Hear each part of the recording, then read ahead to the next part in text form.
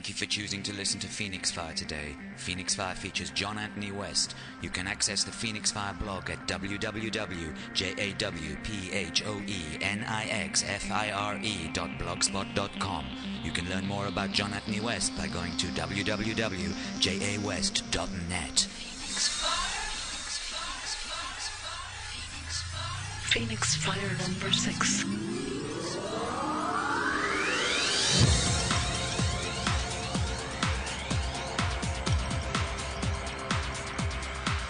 This is PhoenixFire. John Anthony West, rogue Egyptologist and mystic in skeptics' clothing, broadcasting from West Henge in the wilderness with something to offend everyone.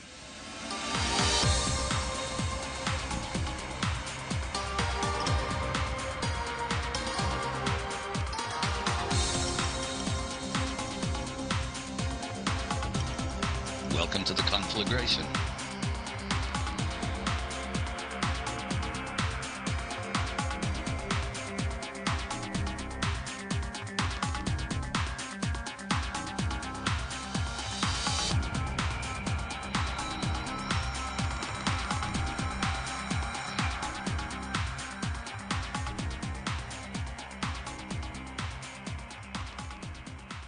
Welcome back to PhoenixFire, number 6, Son of Mystery of the Sphinx, Part 4, The Book of Boris, Chapter 2. We last left you with my sociopath partner, Boris Said, having fallen off the toilet seat, an act that shattered a whole rack of ribs and that ultimately resulted in Boris winning a lawsuit worth $300,000. $100,000 went to the lawyer and $200,000 to Boris himself. Meanwhile, back at Rancho Quackademia, the controversy, the scholarly controversy raged on, set into motion, this time by our NBC prize-winning, Emmy Award-winning special, hosted by Charlton Heston, Mystery of the Sphinx. And we will return to the ongoing story shortly. But first, I'd like to tell you about a particularly interesting and valuable seminar coming up in October. It is called CPAC, C-P-A-K, which stands for the Conference on Precession and Ancient Knowledge. This is the third CPAC conference. The first two featured a spectrum of very interesting speakers, yours truly included, and this year's CPAC 2007 will take place in San Diego, California, again with a stellar collection of extraordinary speakers. This is not your ordinary conference on UFOs or whatever, not that there's anything wrong with those, but this is a conference of another order. And last time it was well attended, more than 300 people there. A whole bunch of those 300 people will be back. If you're interested in following through, here's the URL. It is binary, B-I-N-A-R-Y, research, R-E-S-E-A-R-C-H, institute.org. You pull that up, and the homepage comes up, and you'll see on the homepage CPAC 2007. From there on, it's up to you. I speak at conferences all over the place all the time. This was one of the very few where I actually made a point of listening to what all the other guys had to say. Sometimes I don't. This time it was worth it, and as I say, highly recommended. Those of you who, in fact, sign on, you might let me know. I'd like to know who comes through PhoenixFire and my website and so on. So pull it up when you're ready, and now back we go to Son of Mystery of the Sphinx, Book of Boris, Chapter 2. PhoenixFire.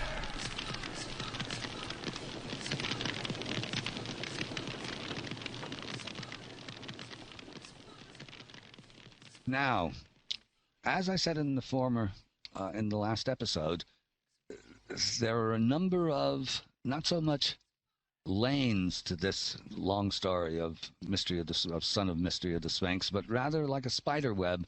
There are tracks that go parallel and that don't necessarily meet each other. So here we'll leave our Boris track, and we'll leave Boris to his temper, his pathological lies, his shenanigans, his charisma, unbelievable energy, and we'll skip over to our controversy thread.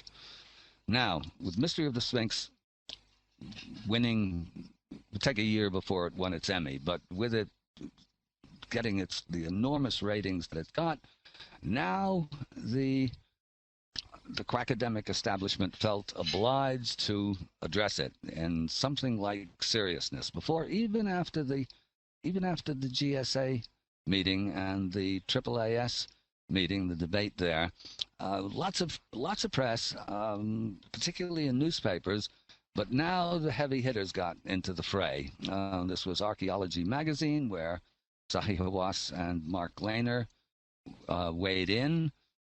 After a few years, the New Yorker itself, the Egyptology magazine meant for the lay reader, KMT, Kemet, the name for ancient Egypt, French Observateur, lots and lots of other magazines. And for the most part, these were hatchet jobs. And I, for one, really never mind a hatchet job as long as there is the possibility of redress, of response. And unfortunately, with the magazines, in fact, even with the newspapers, usually there isn't. The opposition gets, the establishment gets as many thousand words as they need to refute the theory. We, if we're lucky, get a couple of hundred, and it's a complicated issue, so a couple of hundred doesn't really do the trick. Even though I do not have the respect that I'm supposed to have for the Egyptological or the archaeological establishment, I really do understand their position. We're upsetting the apple cart, and they make a living selling apples. They have a lot at stake.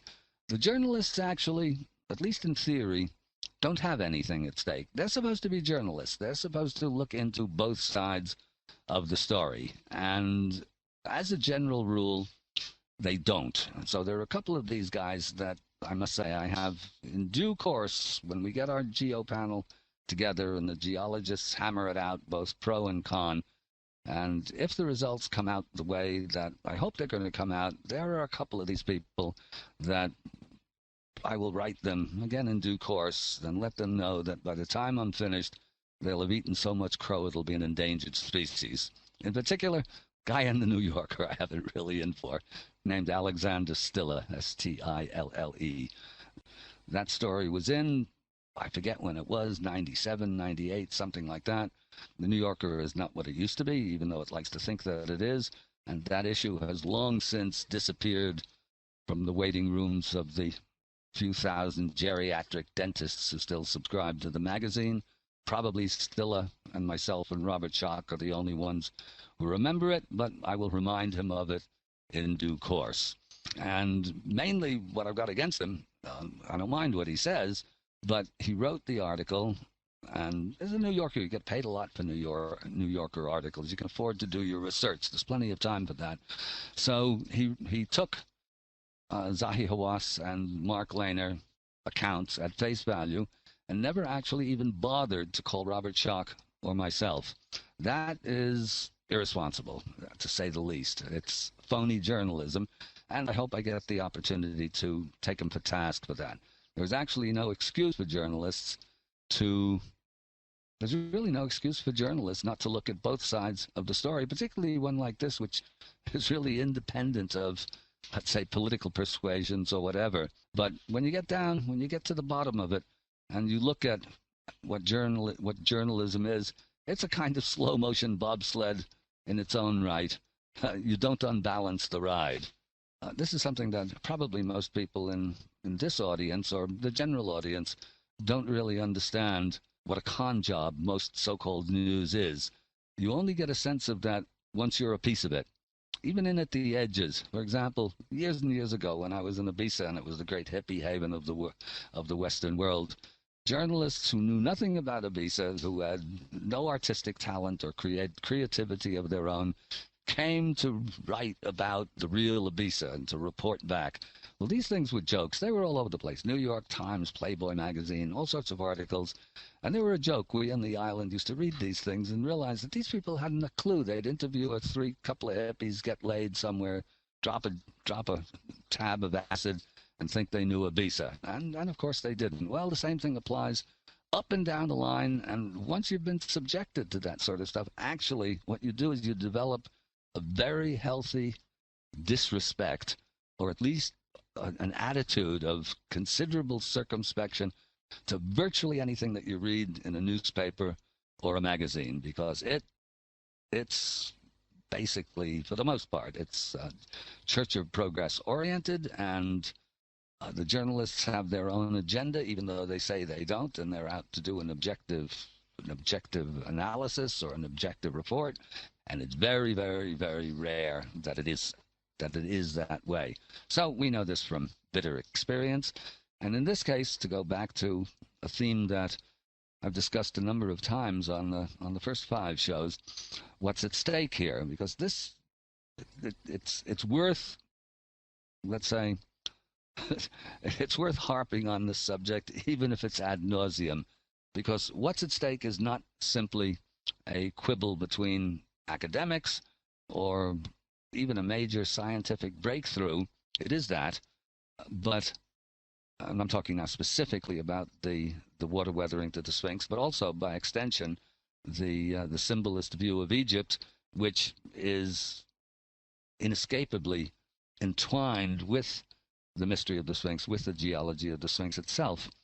And what's at stake is precisely our view of history, and that is, to understand why that is so important, it's a matter of, really, it's back to our Church of Progress, to the central dogma of what calls itself scientific rationalism, but what is, in fact, a bogus religion in its own right.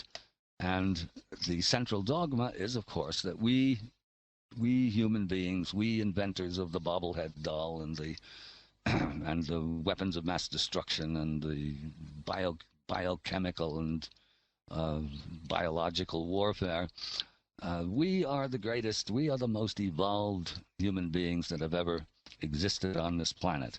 And the mystery of the Sphinx, or rather the geology of the Sphinx, actually sits there thumbing its nose at that central dogma. So the journalists involved, as well as the academics directly involved, the journalists are not directly involved or directly affected, but they are actually tangentially affected.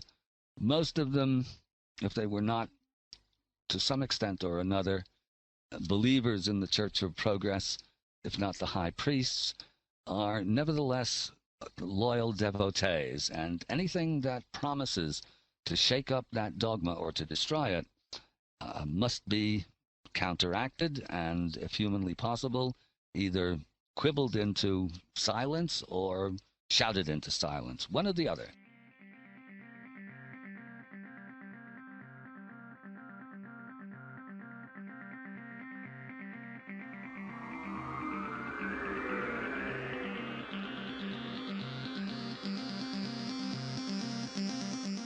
So this is what we're up against, and this is what we've been up against since that first GSA meeting back in 1991, and so the battle rages on.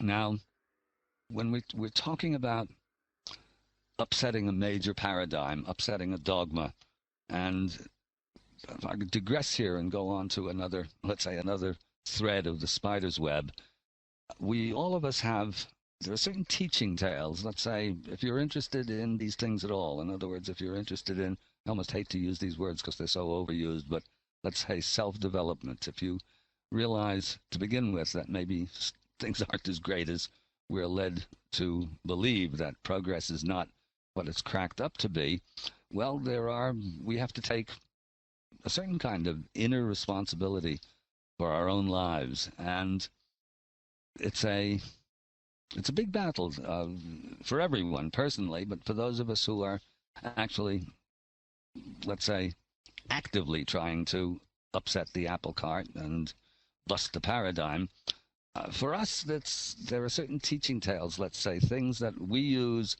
personally, and will all be a bit different. Let's say my own colleagues, Robert Schock, who works directly with me, some of my friends, Graham Hancock, Robert Boval, Richard Heath, John Michel, Many, many names, some of which you may be familiar with, some not. But if you're not, somewhere along the line I'll be talking about them and talking about their work. We all have our own, let's say, favorite tales. And I've even thought when I was recently in Brazil, had an extraordinary seminar down on an island called Florianopolis. More on that somewhere along the line. Actually, for those who want to know what was going on at that seminar, you might get hold of Graham Hancock's new book, Supernatural, which is a typical Graham book, 600 pages of carefully, minutely organized material based upon the use by shamanic societies of particular, let's say, hallucinogenic or psychotropic drugs. In this case, we're talking about ayahuasca, the famous ayahuasca. More on that somewhere along the line. But anyway, back to the teaching tales. There are a few that struck me, and I even had the idea at the seminar that it would be a very interesting psychological test. There are all sorts of psychological tests, but I'm not a psychologist. But I haven't heard one like this, which is to have people just list or tell their own favorite teaching tales. A tale that actually you can, in a way, you can live your whole life by. Hold it in front of you. You use it as a screensaver, a line or so. My screensaver actually comes from Gurdjieff, and it's 2 words: use everything. Think about it a minute. Use everything. If you're at a sufficient level of development, and I'm not, but if you are at a sufficient level of development, you can use being burnt at the stake to your own advantage. This is rather difficult. Just putting up with nonstop abuse is difficult enough, but there are certain teaching tales, and if you write them down, actually, you'd have a very interesting psychological profile. Try it. I haven't tried it out on anybody yet, but I have my own. So here's one.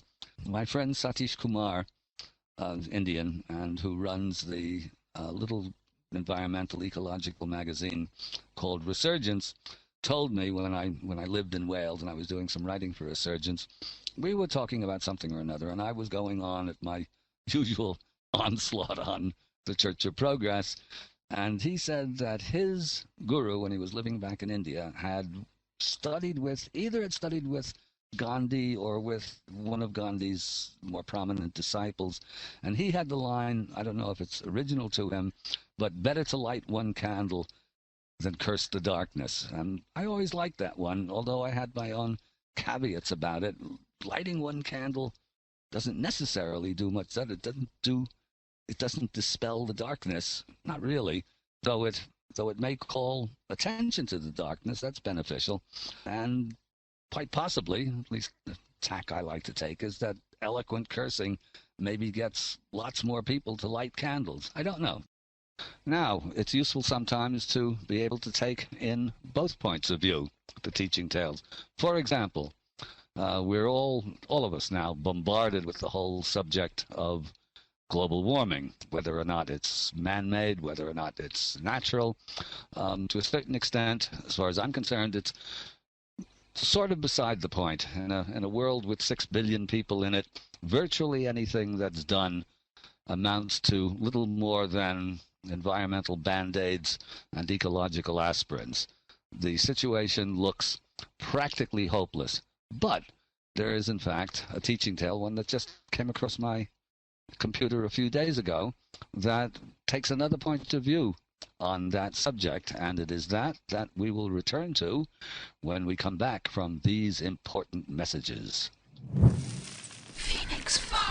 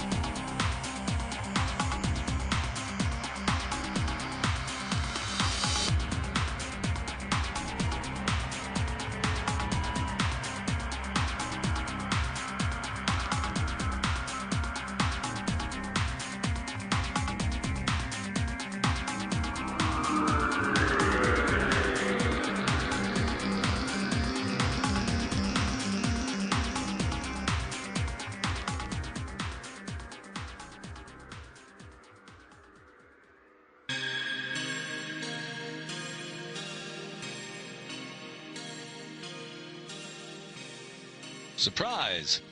Until we find sponsors for our dedicated ad space, it's still John Anthony West, here to tell you about my personally guided magical Egypt tours. There's a fascination about Egypt, a glamour, a romance. On my trips, people tell me they've been dreaming of traveling to Egypt since early childhood. There are other wonderful sacred places in the world, Gothic cathedrals, Mayan pyramids, Islamic mosques, Hindu and Buddhist temples. But there is nothing anywhere that matches the grandeur, power, and perfection of Egypt. Yet unless you see Egypt through symbolist eyes, you've not seen Egypt at all. For it is only the symbolist interpretation developed by the brilliant philosopher, mathematician, and alchemist R.A. Shvalad that makes sense of the Egyptian experience. Where establishment academics see only a bizarre, architecturally accomplished but still primitive civilization, Shvala saw and proved that it was based upon a profound and sophisticated sacred science, a science of cosmic principles. One wonders how people come back from Egypt and live lives the way they lived them before, wrote Florence Nightingale back in 1850. The answer is, they don't. 2 weeks in Egypt and you will understand the difference, finally, between true civilization and progress. For detailed information, see my website, jawest.net. Click on Magical Egypt Tours. These are one-of-a-kind trips. There is nothing like them. We find ways to avoid crowds. We meditate in the Great Pyramid. We get into places other people don't get into. The food is great, so are the hotels. The price is remarkably competitive. Just remember, if you don't see Egypt through symbolist eyes, you don't see Egypt at all. PhoenixFire.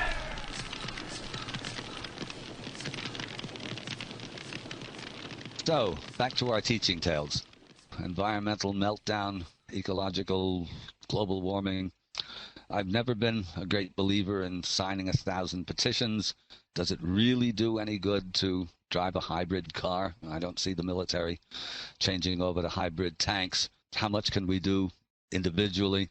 My conviction for years, since I've been 19 years old, is that we live in a lunatic asylum, aka the Church of Progress. What can we do personally? Does it matter? My conviction is, and I'll get to this in a future program where we talk about the 4 cowboys of Apocalypse 2.0, call it pessimism if you will. Again, there's this sense of real futility about doing these little things that in the big picture can have so little effect. Then, not so long ago, a few weeks ago, a story came across my desk, and I forget who it came from, but it's a simple little story. Maybe it's true, maybe it's not, and it's about a big storm that hits the East Coast, and the waves wash tens of thousands of starfish up on the shore.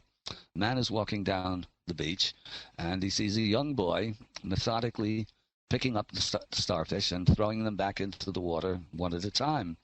And he says to the kid, what are you doing that for? What you're doing is a waste of time. It can't possibly make a difference.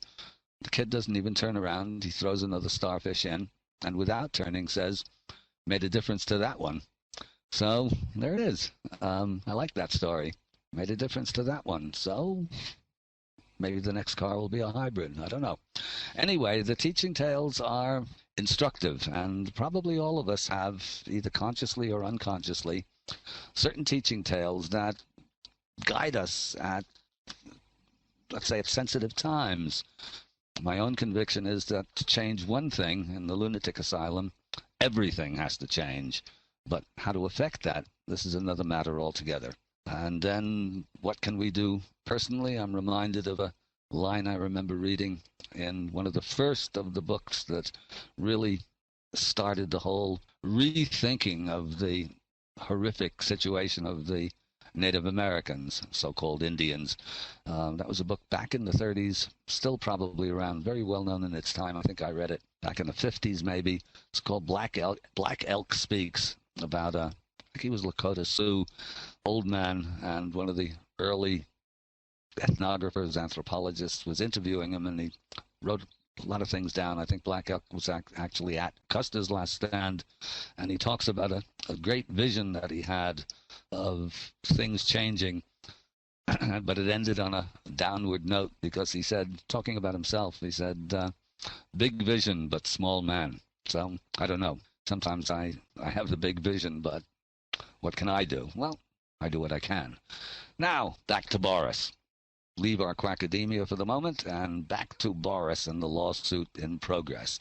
By this time, we had discovered that he had pillaged about $150,000 out of the till. And when we went through the receipts, eventually it took about a year to get the shoe boxes of receipts from him. And when we went through them, it became clear that a lot of this money had gone to fund various schemes of his own, among them schemes by girlfriends that he was trying to, or would-be girlfriends that he was trying to get into bed. There was a off-Broadway show. There are all kinds of weird things. And mind you, spending money trying to get a girlfriend into bed isn't the worst way to spend money, in my opinion. However, not my money. But nevertheless, the 150 grand was plundered from the till. And actually, to give Boris credit, I know that he didn't intend to steal it. He just figured that we would sell so many videos that the money would come back, and he'd put the money back in before anyone noticed, because he knew I wasn't paying attention to where the money was going, and we'd all live happily ever after. But it didn't work out that way. So the lawsuit was in progress, but Boris's lawyers were delaying it endlessly, and meanwhile I knew that the 200 grand that he got for pulling off the toilet bowl had long since gone offshore somewhere, and knowing Boris, probably most of it would have gone to pay for room service in the various hotels that he was staying, or he was cooking up new schemes to con other people. Eventually, we got a judgment, $180,000, the 150 plus the interest, but of course I never knew there'd be anything coming back out of that. However, in my own view, the karma had been worked out, and Boris was out of my hair, even though he did make a number of attempts to re-ingratiate himself and get the partnership going again, but I'd been bitten hard, so I was going to have none of that. Now, more stuff comes into play here. All of a sudden, initially, there were two men, the two Joes, Joe Shore and Joe Jehoda, who were members of the Edgar Cayce Foundation, the ARE, Association for Research and Enlightenment. And the ARE were one of the contributors before NBC came on the scene to get our geological research done. And Jehoda they were good friends, and both passionate followers of Edgar Cayce's ideas and of his prophecies, and in fact both of them actually believed they were Atlanteans reincarnated, and they were supposed to find the famous Hall of Records that our seismographs seem to have located, or rather the seismographs located a chamber, what appears to be a chamber, under the left paw of the Sphinx, more or less where Cayce said they would be. And initially we hoped that Shore, who had very deep pockets, was going to finance the ongoing research that Robert Schock and myself were hoping to do. Of course, unfortunately, we ran afoul of Zahi Hawass at the time, and so there were no more permissions to do the research. And then all of a sudden, through the grapevine, I became aware that Shore, with connections to I think Florida State University was his alma mater, that University of Florida, with a couple of geologists in tow, were going to do the work that we had hoped to do, and that Shore had basically told us that he would support. All of a sudden, through the grapevine, I became aware that Joe Shore, under the aegis of Florida State University, his alma mater, was launching an expedition to Egypt in order to carry on with the work that we had begun. Shore he had a title. He was a courtesy professor at Florida State. A courtesy professor means absolutely nothing. It means that there is no such title. It means it's an invented title. It means that he put a lot of money into his alma mater, so he was a courtesy professor. However, what it meant in practical terms was that he was trying to steal our work. He wanted to go down in history as the one who found the Hall of Records that Edgar Cayce predicted. In any event, it became clear that Boris was behind the whole business, and it was equally clear, knowing Boris's ways, and I'm an astute mathematician, so by adding 2 and 2, I could tell pretty much exactly what had happened, and that was that Boris, who was always pitting one against the other, always, even when we were doing Mystery of the Sphinx, he was telling me what Bill Cody had said about me. Bill Cody's a director. He was telling Bill about things that I had said about him, none of which were true. Actually, Boris was fabricating these things in order to sow dissensions. That's the devil's job. Boris reminded me of a rather burlier Pyotr Stepanovich from Dostoevsky's great novel, The Possessed. Stepanovich, who goes around insinuating and pitting one against the other and so on. So Boris had, let's say, came from a noble lineage. Anyway, Shore was basically trying to steal our stuff. And we had hoped all along, actually, because Shore was on very friendly terms, personal terms with Zahi Hawass, that he would be able to effect a truce between us. But Boris got in the way of that, and suddenly there they were with a major expedition, a big film crew, and a couple of geologists from Florida State in tow. And Boris was supposed to be in charge of the filming and production side of it all. And off they went, or off they were going, to Egypt to look further into the matter, specifically into the geophysics, into finding the Hall of Record. They weren't that much interested in the water weathering side of it, which is actually the most important side. But anyway, I called Shore up and made my dissatisfaction quite clear. And as I recall, he said, "Well, John, somewhere along the line, maybe we can deal you in." And I thanked him profusely for that. And but I warned him. I said, you're getting yourself involved with Boris, and you're going to regret it. And Shore, oh, no, we've got all of this sewed up. There are contracts. Don't you worry. I can take care of Boris. Well, the upshot of it was that the expedition went through. Everybody was under, as I understood it, strict non-disclosure agreements, but of course Boris couldn't keep his mouth shut. So one way or the other, the word again through various grapevines kept trickling back to me that they were spending vast amounts of money, and the big film crew was gobbling up the money day after day and week after week, and they weren't actually finding anything of any consequence, which I must say didn't displease me in the least, though I would certainly like to have the Hall of Records found, but not me blackballed from the process. In any event, the long and short of it was that nothing was accomplished, and then I heard again through the grapevine that Shore, contracts or no contracts, and brilliant businessman that he may have been, was not able to handle Boris, and suddenly he was suing Boris for, I think, $800,000, or it might have been a cool $1 million, but Boris managed to fiddle Shore out of an awful lot of money, and now Shore was taking him to court too, as I understood. I don't know actually what the outcome of that was, but one of the outcomes was that they didn't find anything, and Shore spent a lot of money, and that was the end of the relationship with Joe Shore. The other Joe Jehoda, it was sort of a good cop, a bad cop, good cop relationship. I have nothing against Joe Jehoda. Periodically we're in touch, and he tells me that Joe Shore is now very ill with Alzheimer's and not out in the open anymore, and I would be a terrible hypocrite if I said I regretted that. Okay, the reincarnated Atlanteans have not come up with the Hall of Records, and meanwhile the controversy rages on, but now it is agreed, actually. They've given up on wind and sand weathering, and now everybody has agreed that it's water weathering. But it's not water weathering by rain over long periods of time, despite the fact that the geologists at the GSA in 1991 were perfectly happy with rainwater weathering. So now there are a number of alternatives that pop up, ranging from just plain incorrect to genuinely stupid. Unfortunately, the nature of the argument is such that it's very difficult to convey on radio in so many words. It's really a matter of good photographs, or better yet, on-site inspection to understand why the alternatives just plain can't work.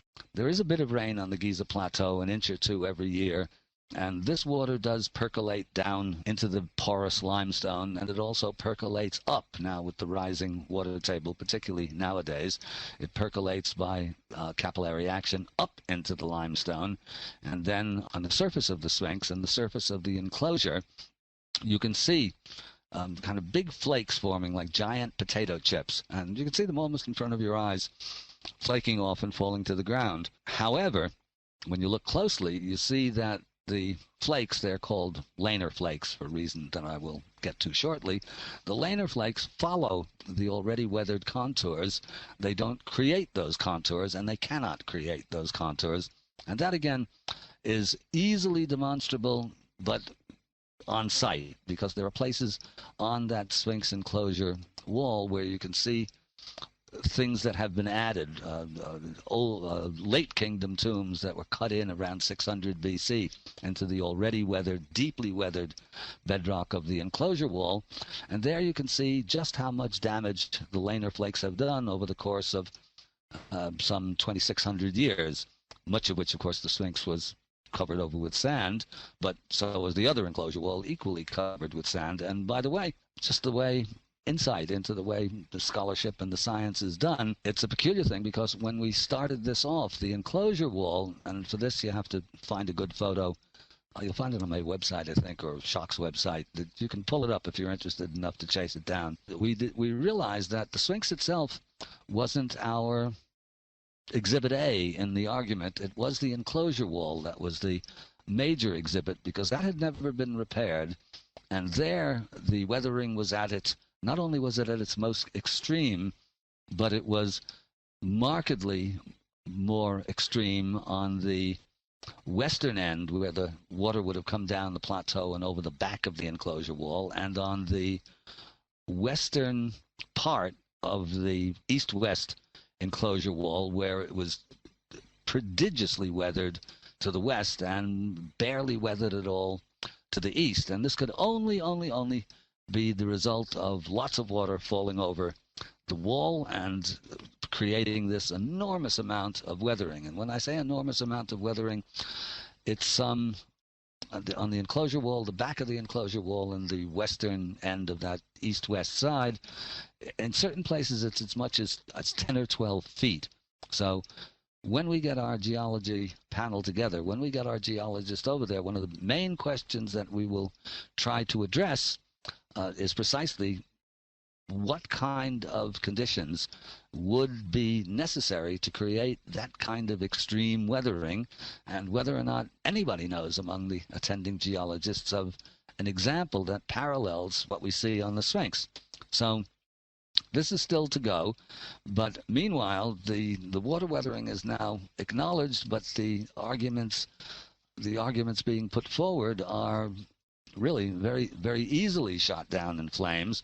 But it's their arena, so when articles are done nowadays, every once in a while, a journalist comes along who's willing to listen to both sides, and then we get a fair shake. There was a big article actually on the MSNBC website not too long ago, a few years ago, where somebody really took the time to examine the evidence and pretty much relates it as we say it must have been. And so it goes on, and all sorts of interesting characters come into this debate now. And one of my favorites is a man named an archaeologist actually named Garrett Fagan at Penn State University, who is everybody's favorite Egyptologist. Fagan goes at it hammer and tongs, and if you go to my website, you'll find some very interesting material there on Garrett Fagan. Initially, it begins with an argument that Fagan is having with Graham Hancock, and this develops quickly into a deeply acrimonious debate and an offer to debate this in public at Penn State University, and a date is set for September 29th, 2001. When we return, we will get back to Faganomics, or hoodoo archaeology as it's called.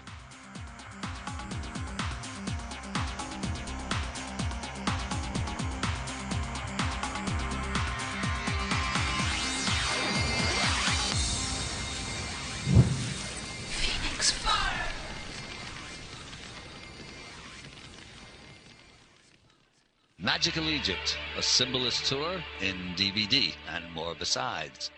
If you can't take a trip to Egypt and experience it firsthand, well, you can't. Not everyone can, but next best and the closest you can get to experiencing Egypt is our 8-episode documentary series, Magical Egypt, a Symbolist Tour.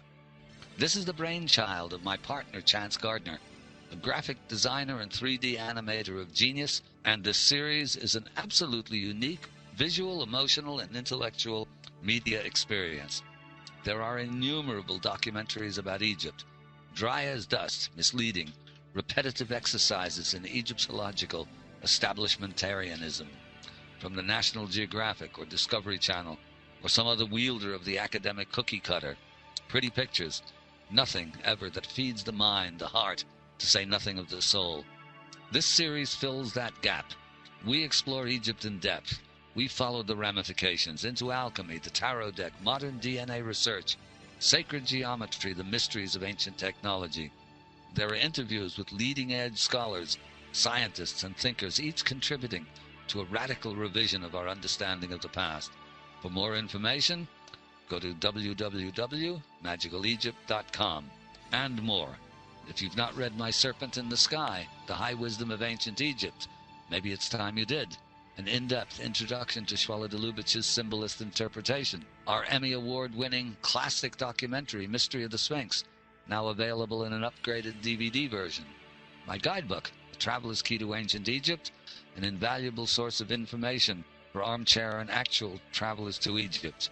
I have a few copies of my out-of-print first non-fiction book, The Case for Astrology, left for sale. See my website, www.jawest.net. Click on Books. PhoenixFire.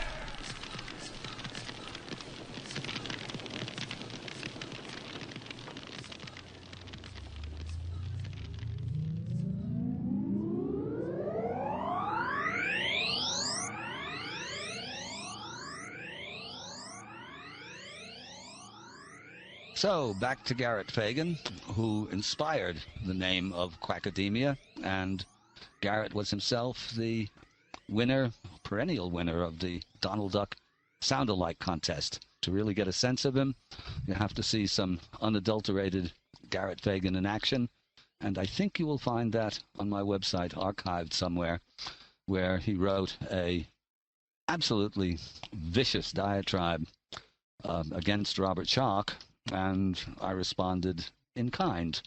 So you might want to access that. In any event, all of this started out with, I think, Fagan provoked it by writing Graham Hancock to tell him that he was using, in his archaeology class, Hancock's book, Fingerprints of the Gods, as an example of how archaeology should not be done. And Hancock responded, and this grew into many pages, 50 or 60 pages of correspondence going back and forth. And eventually Graham threw down the gauntlet and said, well, let's debate it in public in front of the student body. And Fagan liked that idea. And so all of a sudden, back and forth and to and fro, and a debate was set up in which it would be Robert Bauval, Graham Hancock, myself, and Robert Schoch versus Fagan, I forget, Donald Redford, well-known Egyptologist and by no means the worst of the lot.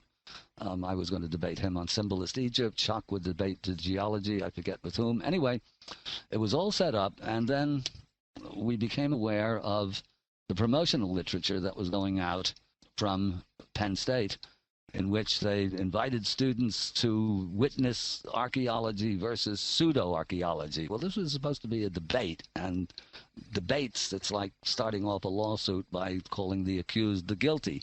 So we were quite happy to do a debate, but unfortunately, Graham and Robert were furious with this and sort of threatened, I'm not sure if it was an overt or a covert threat, to take a legal action. Anyway, they backed out of the debate. I talked Schoch into not reacting as conscience declared, but rather to let it go. Anyway, one thing led to another.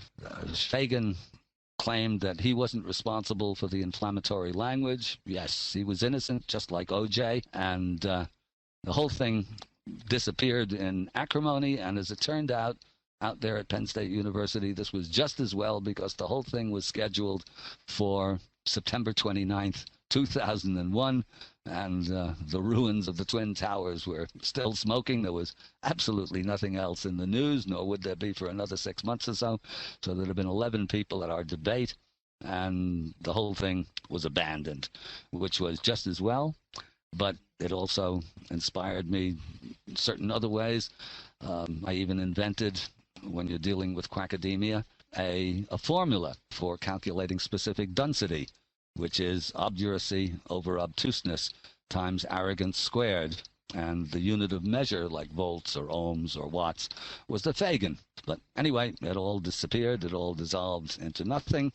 And so the controversy continued. Meanwhile, we were gathering more scientific evidence. The enclosure wall I've talked about. We discovered another thing. One of my friends on one of my trips pointed out a water-weathered little chunk of a monument called the Tomb of Khentkaus, who was one of the queens of Menkaura, the builder of the third pyramid, deeply water-weathered behind quite clearly Old Kingdom casing blocks. There were 2 deep shafts in Saqqara itself, 10 miles to the south, that were deeply water-weathered. There was a chamber in the so-called Red Pyramid that's usually called a plundered tomb chamber, and for years I've been scratching my head about this strange ruined chamber. And on one trip, actually, I was with Doug Kenyon, who's a friend and the editor and publisher of Atlantis Rising magazine, and he was ahead of me as we went into this chamber. You have to get up a set of new wooden stairs to get into a long passageway, and then that leads to this bizarre destroyed chamber, over which is a perfectly preserved corbelled ceiling, similar to what the other 2 chambers have and what you find above the Grand Gallery of the Great Pyramid. And Doug was ahead of me, and I heard him say, "Wow, look at that. These stones are all weathered. This must have been here first." And then they added the pyramid on top. And I did one of those duh moments, because I've been looking at exactly this thing. And for years scratching my head, and it never occurred to me. But once I looked at it, it was absolutely clear that this was a megalithic-looking structure.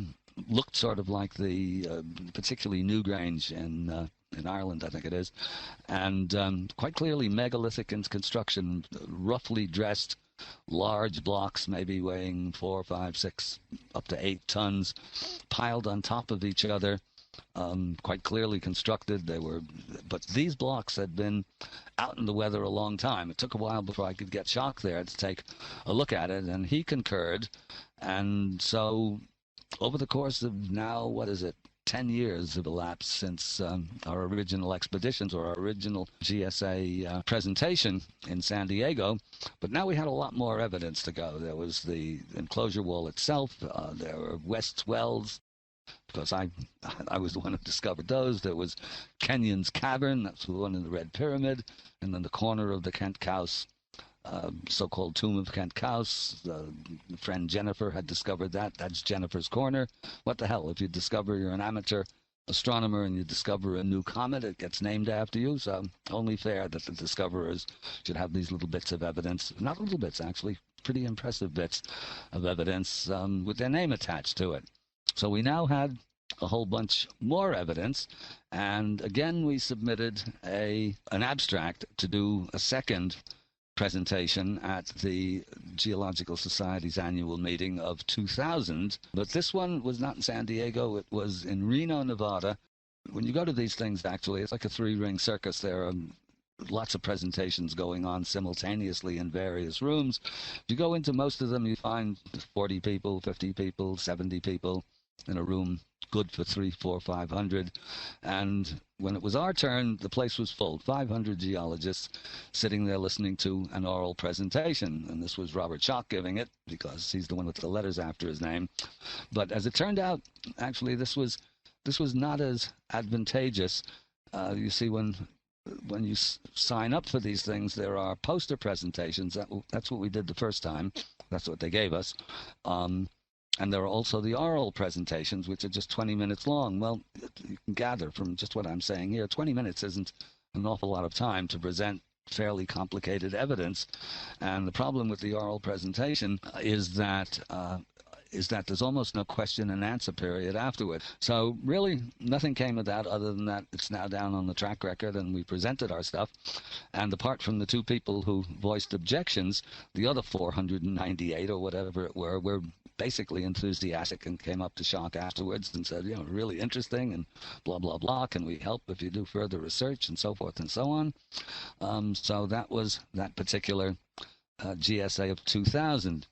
Now, meanwhile, strangely enough, starting in around 99 or maybe it was 2000, there was, through a series of, again, almost miraculous circumstances. I sometimes think the gods have both a sense of humor and are even so, despite the sense of humor, looking out for us, because there was a rapprochement between Zahi and myself, and this seemed almost inconceivable a few years back. And the way that it came about was very, very strange.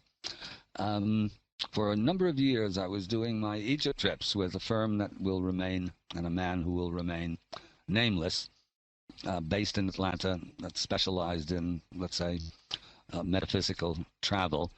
And it was always an uneasy relationship. He got people going on the trips all right, but he sold my trips as though they were spiritual snake oil and put out his own brochures and promotional material, which was effectively illiterate. And I cringed, since I'm a writer by trade, to see this stuff going out there promoting my trips. And at a certain point, I broke off the relationship with him. In retaliation, he sent a letter to the Egyptian Tourist Board claiming that I was doing lecturing on site, which is technically actually illegal. And there's a reason for it being illegal, and that is that you have to have a licensed Egyptian guide with you. And this is actually a good rule, because if you didn't have that rule, anybody who'd been to Egypt 6 times and really didn't know very much would say, the hell with paying an Egyptian guide, I'll do the lecturing myself. But the guides go through quite rigorous training. It's a plum job in Egypt. It's one of those, let's say, middle-class jobs where education is free in Egypt. So anybody who's got a bit of ambition and the interest in becoming a guide can raise himself from, really lower social status to good, solid, middle-class social status. And they have to pass very rigorous tests and a big percentage of failures on it. So it's a good rule because, generally speaking, they know their stuff. Of course, their training is strictly academic, but they know their stuff. And but by and large, the way it works is that as long as you have a licensed Egyptian guide with you, they don't really mind if you're doing the talking. Anyway, but this guy put in an official complaint to the Egyptian Tourist Board, and one day I got I forget it was an email or a phone call from my very good friend Mohammed Nazmi, who's a tour operator called Quest Tours, and he runs my trips for me. He's absolutely a genius operator. We call him the surgeon, actually, because he knows how to operate. And so we get all sorts of special permissions and all kinds of things, get into places where you can't get in normally. Zahi, who's a good personal friend of his, had called him, Mohammed, into his office and showed him this letter that my ex-guy had sent to the tourist board. And Zahi had said, John is not a friend of mine, but I'm not in the tourist business and I'm not going to act upon this. So Mohammed called me up and said, when you're in Egypt next, which is going to be a couple of weeks later, you should go to Zahi's office and thank him. And I said, you bet I should. So I went in, and as I said, this was a very acrimonious relationship for a long time. And Zahi was saying all sorts of things about us and me in private. I mean, Zahi is very, very public. I'm less so, but I've got a very sharp pen. So I went into his office, and I said to Zahi, hello, Zahi, cool handshake. Mohammed told me about what you did about this particular letter that went through, and I'm here to thank you. And that was very kind of you to do that. We have not enjoyed a very sunny relationship, so it's really much appreciated. And I'd like the war to be over. And he said, well, so would I. You started it. I wasn't about to argue at this point. I said, okay. but let's call it a truce. And can I invite you out for a drink? So I said, okay. And it started off very cool, and then we discovered that we had one interest in common. Zahi hated Boris Said. He loathed him with a passion, and Zahi's a very passionate man. Well, I wasn't about to sort of try to calm the troubled waters, and there was no point really pointing out to him that, in fact, for all the lawsuits and all the plundering and all the rest of it, I owed Boris a big debt. Without Boris, that whole film would never have happened. The theory would have been buried long ago, or it would be confined to a little website somewhere or another. It certainly wouldn't be public, and now it's very public. So I owed Boris a big one, but I wasn't going to mention that to Zahi. So, and over time, it's developed into, something close to a friendship. In fact, if I'm in Egypt and I don't go see Zahi, and he finds out, he says to Mohammed, "Why John no comes to see me?" And so we go and we have a drink. It's like knights on the battlefield hammering at each other with maces, and then if anybody's still alive, they go back to the tent and have a drink. So all of a sudden things opened up in terms of the geology panel, which is now the next major stage of the entire enterprise. Zahi has said, basically, without committing himself, and that's okay, he needs to leave himself some wiggle room, that as long as we get people together with the proper credentials, he will look seriously at what he calls, quote, this very interesting project. So we're very hopeful that if we get the panel together, and strangely enough, not getting the panel together is our fault. The gremlins have been at us, and a couple of attempts to get it together have come to nothing, and now we've got to go back to square one, as it were, and get this panel off the ground, because we feel that we're very confident that once we debate this thing, three of us against three of them, or maybe more, depending on how it all works out. I should just go back and say that following the GSA presentation in 2000, the argument that then came back at us was, well, all of these geologists who agree with you haven't been to Egypt. And actually, though that sounds like a cop-out, in fact, it isn't, because we could be doing what they do all the time, is ignoring evidence that contradicted our own theory. We haven't, in fact, done that, and in fact, we've answered all of the objections that have been put forward, but fair enough. So the objective is to get three people who, if they're not already convinced of our theory and haven't been to Egypt, are at least open to it.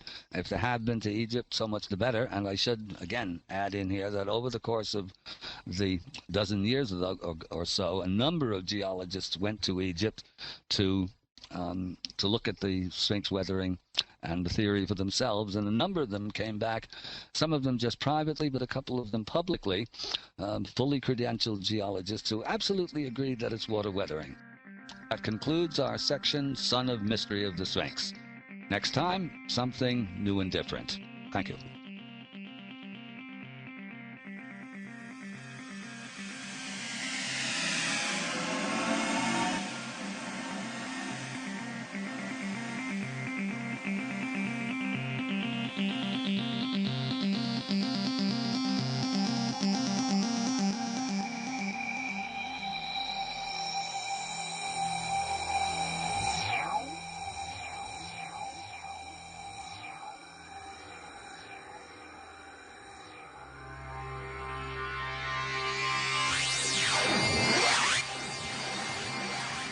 Show notes available at www.jawphonixfire.blogspot.com.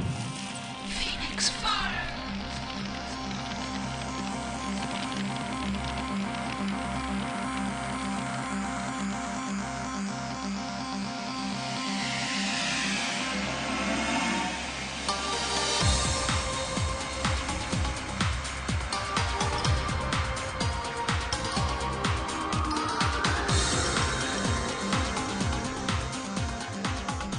Music and production by Geraint Hughes. www.thepodule.com.